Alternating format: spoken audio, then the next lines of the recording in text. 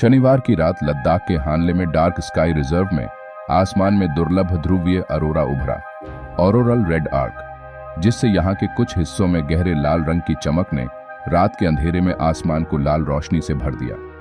यह दुर्लभ खगोलीय घटना तेज सौर चुंबकीय तूफानों की वजह से हुई है। इसके साथ ही कई यूरोपीय देशों में भी यह खगोलीय घटना देखी गई है। पृथ्वी से शुक्रवार को 2 दशक बाद सबसे शक्तिशाली सौर तूफान टकराया। इससे तस्मानिया से ब्रिटेन तक आसमान में ध्रुवीय ज्योति ऑरोरा नजर आई। विज्ञानियों ने सौर तूफान से उपग्रहों, बिजली ग्रिडों के साथ ही महत्वपूर्ण संचार और जीपीएस प्रणाली को खतरा बताया है। यह सप्ताहांत तक जारी रहेगा।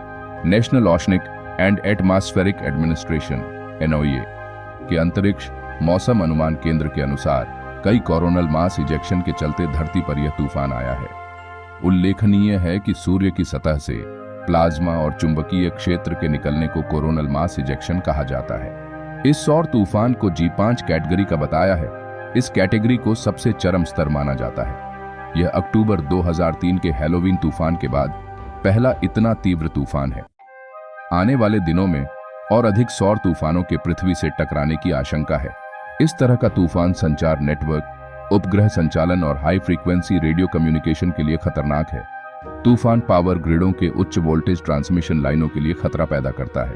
हालांकि आमतौर पर लोगों के घरों में पाई जाने वाली विद्युत लाइनों पर इसका प्रभाव नहीं पड़ता।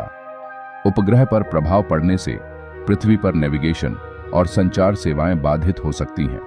इसके अलावा भारत में शनिवार की रात लद्दाख के हानले में डार्क स्काई रिजर्व में आसमान में दुर्लभ ध्रुवीय अरोरा उभरा, ऑरोरल रेड आर्क, जिससे यहाँ के कुछ हिस्सों में गहरे लाल रंग की चमक ने रात के अंधेरे में आसमान को लाल रोशनी से भर दिया।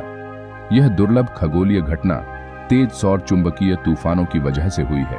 अंतरिक्ष विज्ञान उत्कृष्टता केंद्र के वैज्ञानिकों के मुताबिक सौर तूफान या कोरोनल मास इजेक्शन सूरज के 13,664 क्षेत्र से आती है।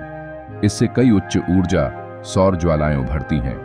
यह ज्वालाएं 800 किलोमीटर प्रति सेकंड की स्पीड से धरती की ओर यात्रा कर रही है। सौर चक्र सूर्य के व्यवहार को निर्धारित करते हैं, सापेक्ष शांत अवधि से तीव्र गतिविधि तक और फिर से इस चक्र की वापसी होती है। वर्तमान चक्र तीव्र गतिविधि वाला है। इसे सोलर मैक्सिमम कहा जाता है। सूर्य बुधवार से तेज सोलर फ्लेयर्स पैदा कर रहा है। इसके कारण कम से कम 7 बार प्लाज्मा विस्फोट हुआ। इस विस्फोट को कोरोनल मास इजेक्शन कहा जाता है।